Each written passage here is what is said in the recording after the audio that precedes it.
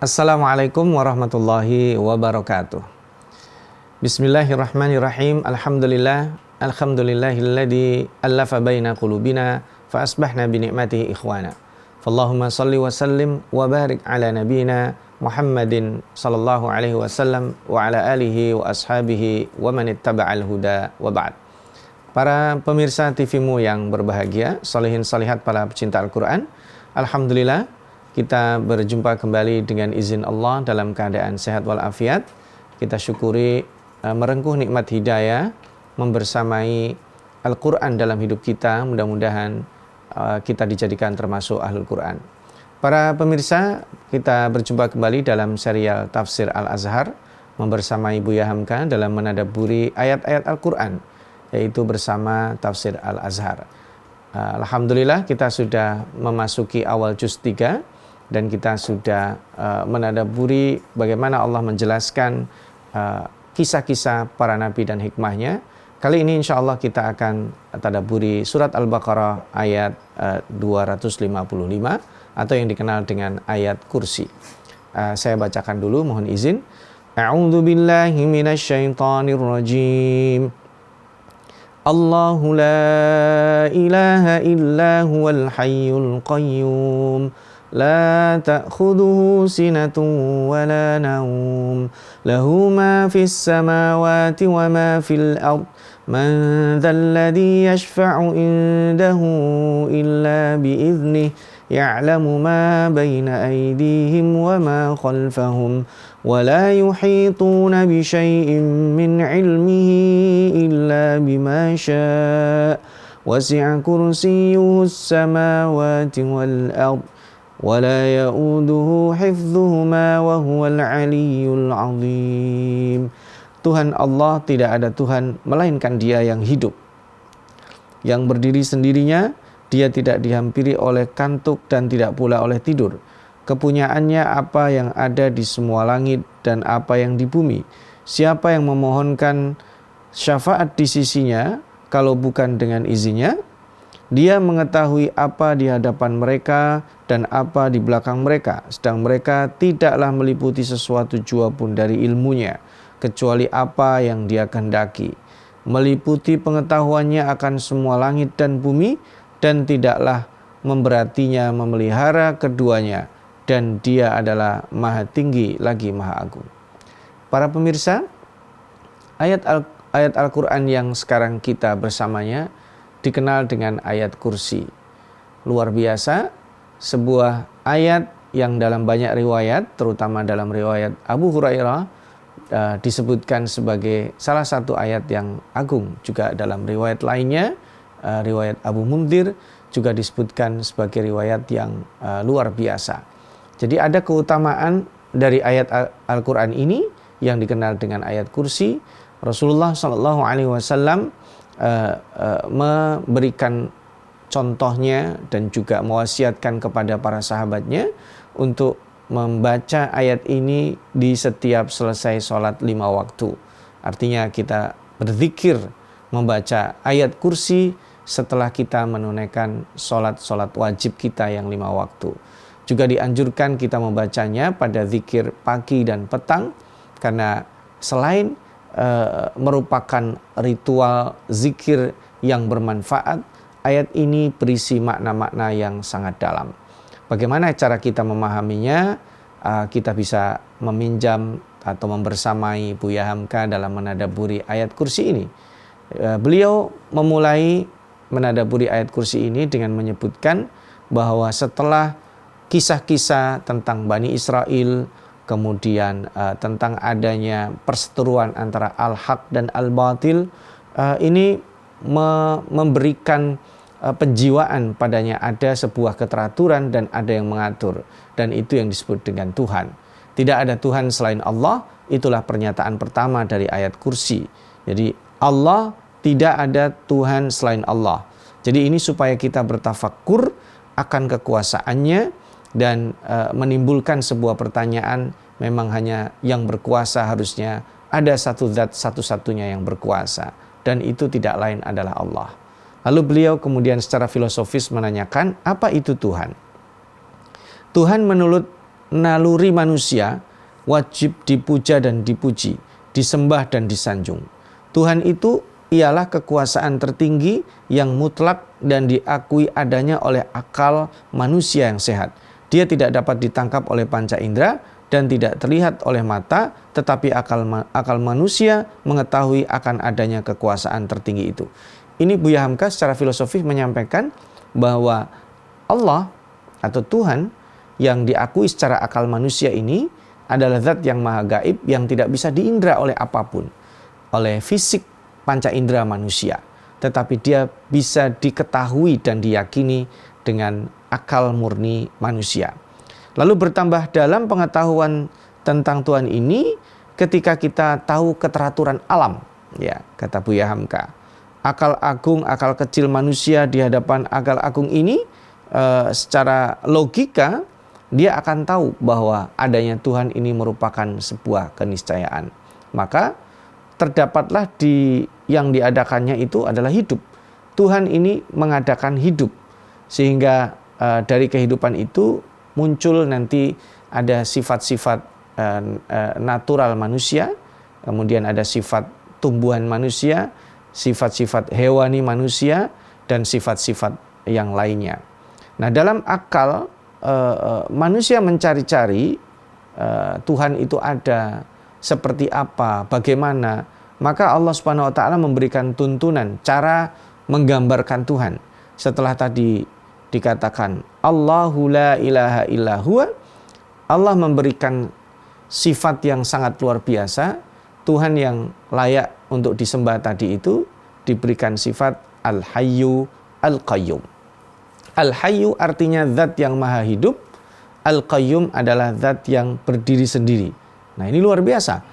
Pemberian sifat Al-Hayyu Al-Qayyum setelah penegasan penerimaan akal sehat akan Tuhan itu akan mengindikasikan beberapa hal. Sifat-sifat lainnya nanti akan menunjang pemahaman kita pada sifat Al-Hayyu Al-Qayyum.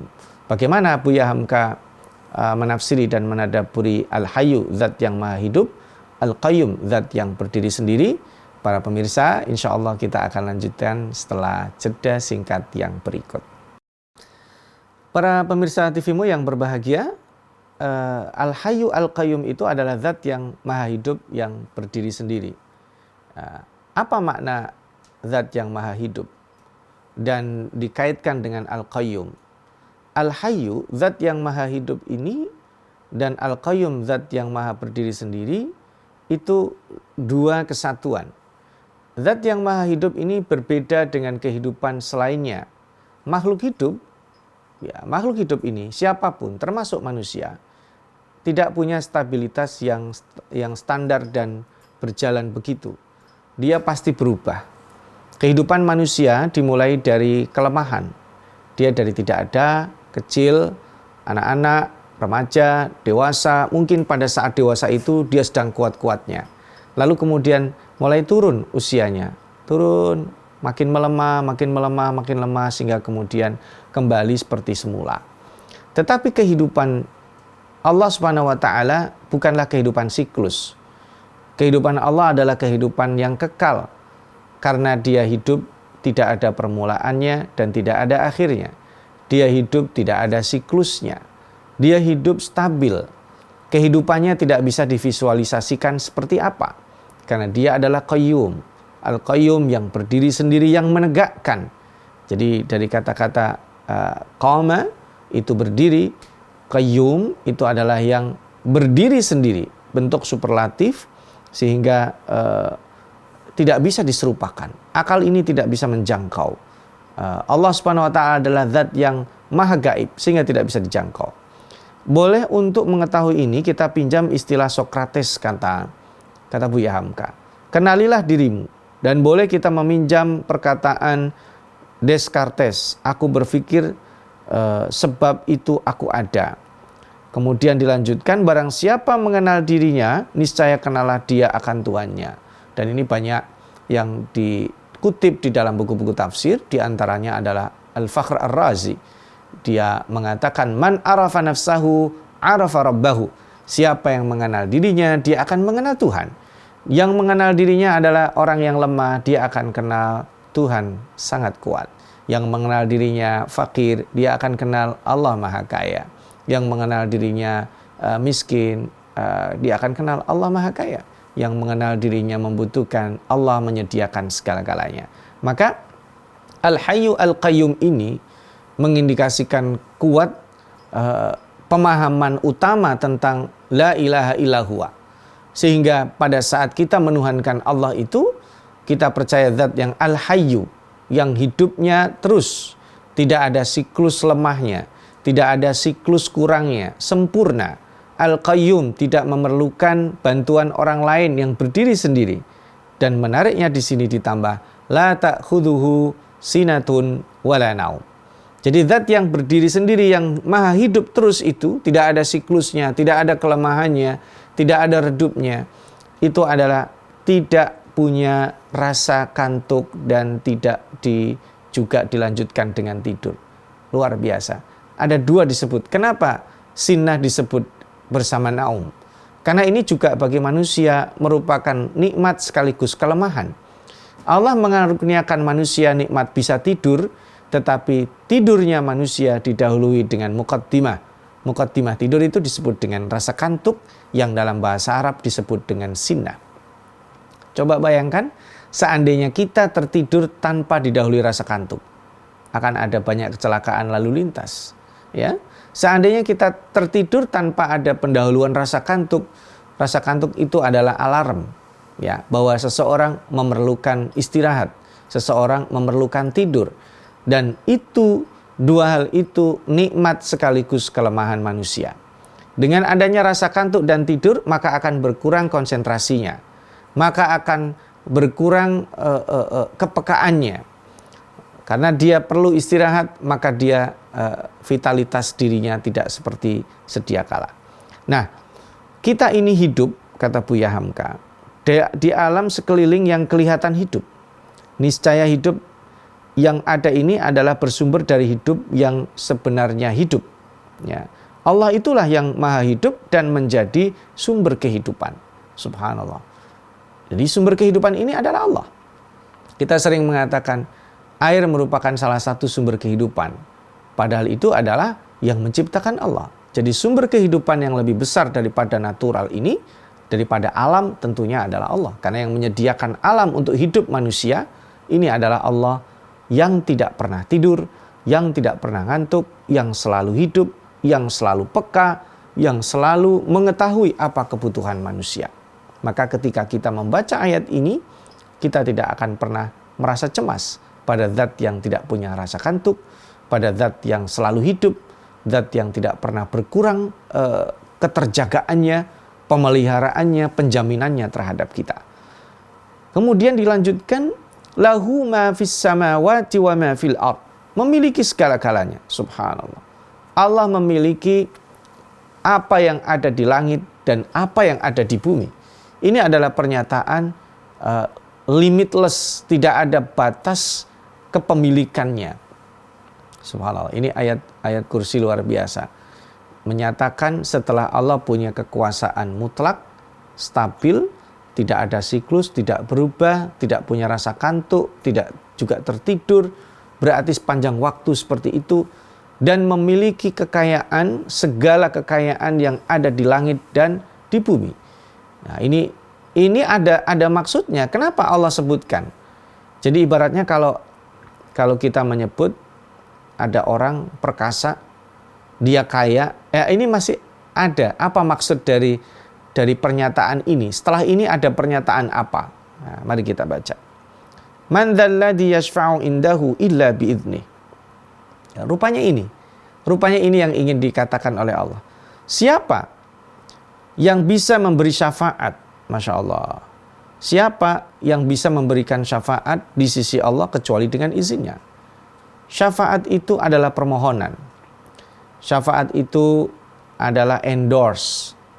Syafaat itu adalah pernyataan. Syafaat itu bisa juga merupakan pembelaan. Syafaat itu juga bisa merupakan satu hal yang ingin ditonjolkan pada satu hal tertentu atau membela dari mengklarifikasi dari hal yang tidak seharusnya. Dan itu tidak akan pernah bisa kecuali dengan izin Allah. Nah, konsep syafaat ini tentunya kita akan bahas lebih lanjut, tapi jangan kemana-mana dulu para pemirsa, kita jeda singkat yang berikut ini. Para pemirsa, tanpa terasa kita ada di segmen terakhir dari ayat kursi ini. Tadi kita sampai pada syafaat. Jadi siapa yang memohon syafaat di sisi Allah, ya tentu dia harus ikut aturan Allah. Syafaat itu permohonan, termasuk permohonan maaf dan ampun. Ibaratnya gini, kalau saya punya saudara, saya punya anak, punya kesalahan, lalu saya minta tolong dong maafin dia. Nah, itulah syafaat. Jadi saya meminta ampunan, atau misalnya tolong dong saya titip dia di sini, tolong diurusin. Itulah syafaat. Dan itu tidak akan bisa baik pengampunan atau endorsement tadi itu kecuali dengan izinnya. Dan seseorang tidak akan pernah bisa tahu apa yang di sisi Allah kecuali yang Allah beritahu. Dan ini konsep yang sangat luar biasa. Sehingga kekayaan Allah, kekuasaan Allah itu tidak bisa dimanfaatkan suka-suka kita, nggak bisa. Ya. Nah, Dia memberikan kepada hambanya yang terlalai atau yang lengah tidak dapat dicampuri oleh orang lain. Ya. Dia berikan siapa aja kepada siapa aja. Sebab tidak ada orang lain yang boleh disebut selain Allah Subhanahu Wa Taala. Makanya kata-kata kecuali dengan izinnya nggak bisa kita lancang, karena Dia adalah pemilik kerajaan, pemilik kekuasaan. Bukankah maksudnya ada orang lain yang akan diberi izinnya? Ini hanya untuk menjelaskan mutlaknya kekuasaan Allah Subhanahu wa taala saja. Jadi illa biiznih ini sebenarnya adalah menjelaskan kemutlakan.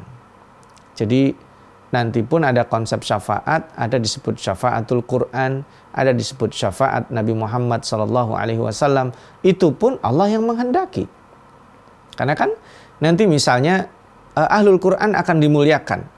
Lalu kemudian akan dipanggilkan kepadanya orang tuanya, dipakaikan mahkota dan jubah dari cahaya. Itulah disebut dengan syafaatul Quran, dan syafaat ahlul Quran yang mengizinkan adalah Allah. Ya, ada syafaat mungkin kita berbuat baik, dengan perbuatan baik itu kita mendapatkan privilege lain. Oke, kamu bisa panggil itu keluargamu, kamu panggil itu gurumu, kamu panggil itu murid-muridmu, kamu panggil teman dekatmu. Itu adalah syafaat yang itu diizinkan oleh Allah Subhanahu wa taala. Dia mengetahui apa yang di hadapan mereka dan apa yang di belakang mereka. Ini standar ya, semuanya penegasan ini adalah menguatkan bahwa Allah Maha tahu apa yang ada di depan kita, yang kita nyatakan atau apa yang kita sembunyikan. Dan yang menarik dari ayat kursi ini adalah ketika Allah Subhanahu wa taala menegaskan wasi'a kursiyuhus samawati wal ard. Nah, ini kalau ditegaskan wasi'a kursiyuhus samawati wal ard, ini luasnya kursi. Nah, kursi di sini tentu tidak bisa dikonotasikan pada sesuatu yang sifatnya fisikal. Ya, kursi bukanlah singgasana. Kursi bukanlah bentuk fisik dari singgasana Allah Subhanahu wa taala. Kursi adalah di sini kekuasaan Allah yang meliputi seluruh langit dan seluruh bumi. Wala ya'udu hifdzuhuma wa huwal 'aliyyul 'azim. Jadi tidaklah itu memberati. Jadi wala ya'udu hifdzuhuma, Allah Subhanahu wa taala mengurus langit dan bumi itu tidak berat. Yang berat kan kita. Ya, mohon izin, mohon maaf. Kita kalau dikasih amanah A, dilanjutkan dengan amanah B, dilanjutkan dengan amanah C, amanah D, akan berat. Lalu bagaimana Allah mengurusi seluruh langit dan seluruh bumi? Wala ya'udu hifdzuhuma, maka tidaklah berat bagi Allah untuk menjaganya. Kenapa? Kembali pada tadi yang pertama, Al-Hayyu, Al-Qayyum, la ta'khuduhu sinatun wala naum. Dikatakan di sini Al-Qayyum itu tidak bergantung kepada siapapun, justru yang lain bergantung kepadanya. Itu disebut Al-Qayyum. Al-Qayyum itu menciptakan sekaligus memberi rizki dan memelihara. Al-Qayyum itu memberi ukuran kekuatan. Ya. Al-Qayyum itu berarti mengatur, subhanallah. Di sini Buya Hamka menyebutkan para ulama yang memiliki interpretasi dan penafsiran termasuk makna-makna yang turunan daripada Al-Qayyum itu. Sehingga kalau kita bisa turunkan lagi pada beberapa ayat, salah satunya ada di dalam surat Ar-Rahman. Allah Subhanahu wa taala disebut di dalam surat Ar-Rahman sebagai zat yang kulla yaumin huwa fi sya'an. Allah maha sibuk, subhanallah. Fi sya'an, selalu sibuk. Mendengarkan permohonan ampunan, ada yang minta diberi rizki, ada yang minta diberi jodoh, ada yang minta dipanjangkan umurnya, ada yang minta dimudahkan pekerjaannya, ada yang minta ini, minta itu, siang malam, semuanya. Tidak ada satupun waktu kecuali ada dari hamba-hamba Allah yang meminta kepadanya, dan Allah mengurusi semuanya. Mengurusi orang taat, orang maksiat, mengurusi orang zalim, orang mazlum, semua diberi rizki standar, karena itu adalah kasih sayang Allah yang tidak dipilih, tetapi kemudian Allah menyediakan lebih sempurna bagi orang-orang yang beriman kepadanya. Maka wala ya'udu hifdzuhuma. Itu pernyataan yang sangat luar biasa. Dan yang terakhir adalah wa huwal aliyyul azim. Al-aliyyul azim, zat yang maha tinggi, dikatakan al-ali. Al-aliyu ini maha tinggi karena ketinggiannya bukan karena ditakuti saja, tapi keagungannya dengan kesempurnaan yang tadi sudah disebutkan. Maka luar biasa. Sehingga dengan isi yang sangat luar biasa ini, kita faham mengapa Rasulullah SAW memerintahkan para sahabatnya untuk membaca ini setiap waktu sepanjang hari, selesai sholat, zikir pagi, zikir petang, supaya kita merasa tenang dan nyaman. Zat yang kita sembah itu maha hidup kok. Jadi tidak perlu kita takut mati. Yang kita sembah itu zat yang maha kaya, memiliki kekuasaan yang meliputi langit dan bumi, sehingga kita tidak perlu cemas. Zat yang menjamin kita adalah zat yang tidak ngantuk dan tidak tidur, sehingga kita tidak perlu Allah meleng, berpaling dari kita. Justru yang kita khawatirkan adalah kita berpaling dari Allah Subhanahu wa taala. Para pemirsa TV-mu, di akhir perjumpaan kita ada satu takeaway lesson penting dari ayat kursi ini. Kalau kita sadar Tuhan yang kita sembah adalah zat yang maha kuat, zat yang maha hidup, stabil hidupnya, berdiri sendiri semuanya bahkan bergantung kepadanya, maka kita totalitas. Dan karena itulah zikir kita setiap pagi dan petang atau setiap selesai sholat membaca ayat kursi ini, kita mesti menjiwai. Dan ayat kursi yang kita ingat, kursi itu bukanlah fisik, tetapi kemudian itulah yang kita tahu singgasana yang dimaksud adalah jangkauan kekuasaan dan kemutlakan. Mudah-mudahan ini menginspirasi kita untuk semakin totalitas dalam menyembah Allah Subhanahu wa taala. Nasrun minallah wa fathun qarib wa basyiril mu'minin. Wassalamualaikum warahmatullahi wabarakatuh.